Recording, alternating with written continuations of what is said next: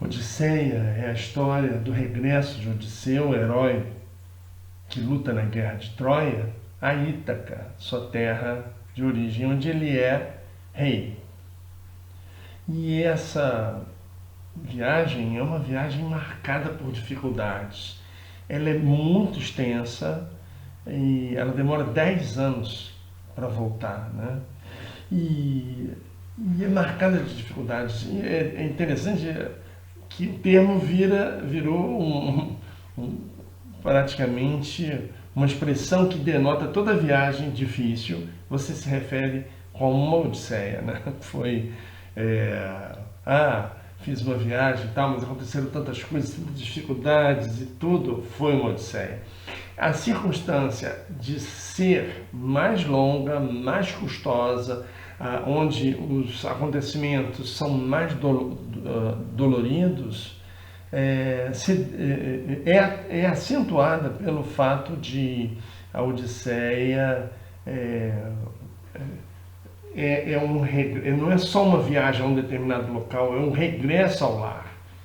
E não há nada, segundo Odisseu, segundo Homero, não há nada mais doce do que o regresso ao lar.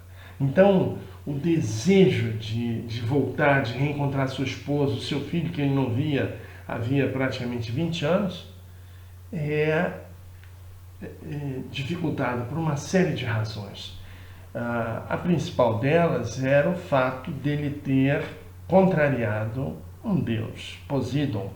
Ora, Poseidon, ou Poseidon, é um deus do oceano, e na Grécia Antiga o caminho, né, as grandes vias eram feitas através do mar Egeu. Então, ele praticamente se vê impedido de voltar. Toda hora ele tem tempestades, toda hora ele tem enfrentamentos, né, com Poseidon. Então, por isso, ele tem essa dificuldade. Só na ilha de Calipso, que é uma deusa que se apaixona por ele, que quer ficar com ele permanece 7 anos retido, né? E da mesma forma com que na Guerra de Troia é definido o destino dos homens através das decisões dos deuses. E então os deuses se reúnem em assembleia e decidem que é hora de Odisseu voltar para Ítaca, sua pátria. E então Hermes vai até Calipso e avisa: Zeus quer que você libere Odisseu para que ele volte à terra dele, né? E ele já tinha perdido a tripulação, ele não tinha mais como, ele faz uma jangada então e tenta ir, e mais uma vez Poseidon destrói tudo, ele fica com dificuldades muito grandes, mas também determinado pela vontade dos deuses, ele vai parar na ilha dos Feácios, que os ajudarão de uma forma muito amigável, né? Aliás, a hospitalidade é um dos temas da Odisseia, né? As várias possibilidades, né, com que a ideia de hospitalidade entre os gregos era tratada, até quando ela é insultosa, quando ela é ofensiva, como é o caso dos pretendentes da mão de Penélope, que invadem o castelo de Odisseu e lá permanecem dilapidando o patrimônio do herói, consumindo o seu gado, o seu rebanho, né? Dormindo com as suas empregadas e desejosos de conquistar a mão de Penélope, né? Que enrola os caras e diz que está fabricando uma mortalha para Laerte, que é o sogro dela, pai de Odisseu, que já estava muito idoso e que só depois disso ela iria tratar do casamento. Então eles resolvem esperar, só que ela tricotava, ela tecia, acho que não era tricô, mas ela tecia a mortalha durante o dia e à noite ela desfazia o que ela tinha feito. Os caras acabam descobrindo, dão uma dura e são extremamente insolentes, e isso vai no final redundar numa reação de Odisseu muito grande quando ele chega, né? Além de pretenderem matar Telêmaco, que é filho de Odisseu e portanto postulante ao cargo de herdeiro do trono, né? Então por isso eles querem matar Telêmaco. Então essa é uma história interessante.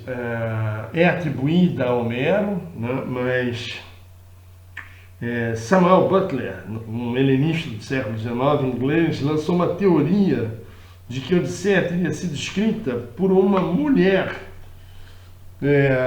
e composta em Trapani, na Sicília. É um livro escrito em 1897, os autores da Odisseia. Eu acho bem interessante.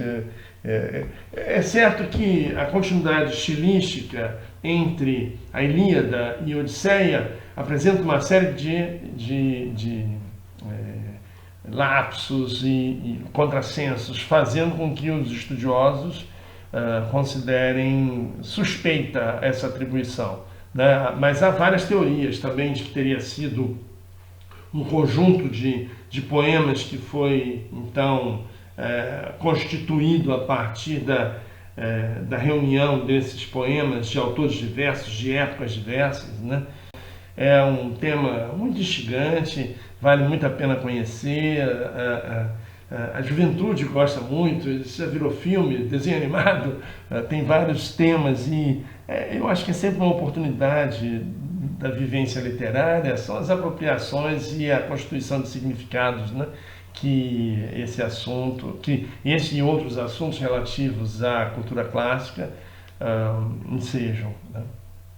Então vale a pena, vamos ver algumas imagens e fazermos algumas observações sobre esse instigante poema épico. O poema inicia-se com a decisão dos deuses de que Odisseu, preso na ilha de Ogígia pela ninfa Calipso, deveria voltar à sua pátria. Assim como na passagem em que Príamo exime Helena da culpa pela guerra de Troia, fazendo-lhe significar que tudo se devia aos caprichos dos deuses, também agora o destino do herói da Odisseia será levado a efeito pelas decisões divinas. Enquanto Hermes dirige-se a Ogígia para informar a Calipso da decisão do soberano dos deuses, Atena viaja do Olimpo a Ítaca, em busca de Telêmaco, filho de Odisseu, para quem aparece metamorfoseada de Mentes, rei de Tafos, o qual assevera ao rapaz que seu pai ainda vivia, e o aconselha a fazer uma viagem à corte de Nestor, rei de Pilos, na companhia de 20 marujos. O governante haveria de lhe dar bons conselhos para que apurasse o paradeiro de Odisseu. Em seguida, deveria ir a Esparta, pedir informações a Menelau sobre o herói. Atena, após esse conselho, transforma-se numa águia e voa para o céu, deixando Telêmaco surpreso e certo de que a própria deusa estivera no palácio diante de si.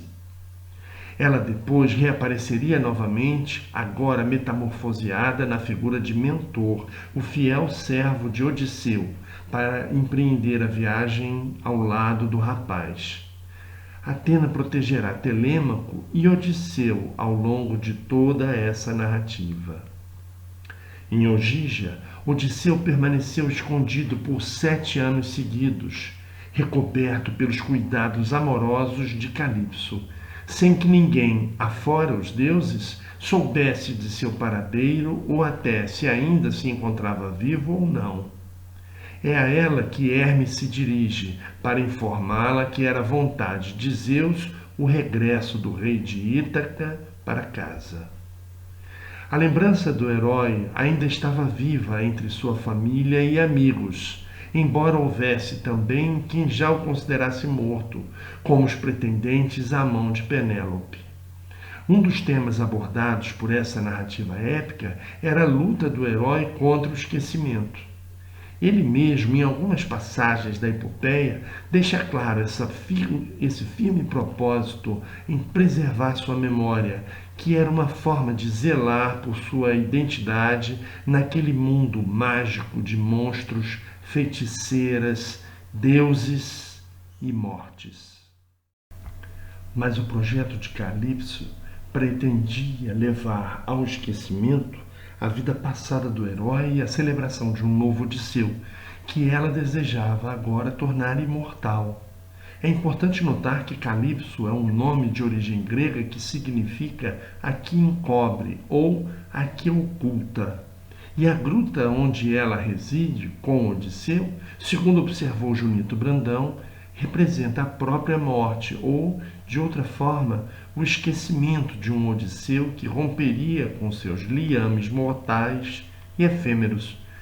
Temerosa por se tratar de uma ordem enviada por Zeus, Calipso não ousa desobedecer, ainda que relutantemente cumpre o determinado, enquanto reclama da sorte de todas as deusas que, como ela, não puderam amar os mortais pelos quais haviam se apaixonado, como Eos, a aurora de dedos rosas, objeto do amor de Órion, morto por Ártemis, ou Deméter, por quem Iason se enamora, sendo fulminado por Zeus com um raio.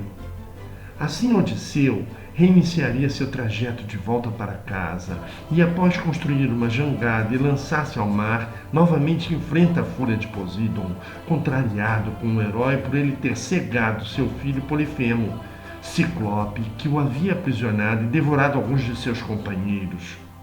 Sob a proteção da deusa marítima Leucoteia e, em seguida, de Atena, Odisseu, após perder sua jangada, nada por 2 dias e 2 noites até chegar à ilha dos Feados. Leucoteia era uma deusa que tivera um passado de mulher mortal, sendo chamada Ino, filha de Cadmo. Ela aparece para Odisseu levando-lhe um velo branco, que deverá ser preso ao corpo inteiramente nu do herói e que assim permanecerá até sua chegada à terra dos Feácios, quando então deveria ser devolvido ao mar.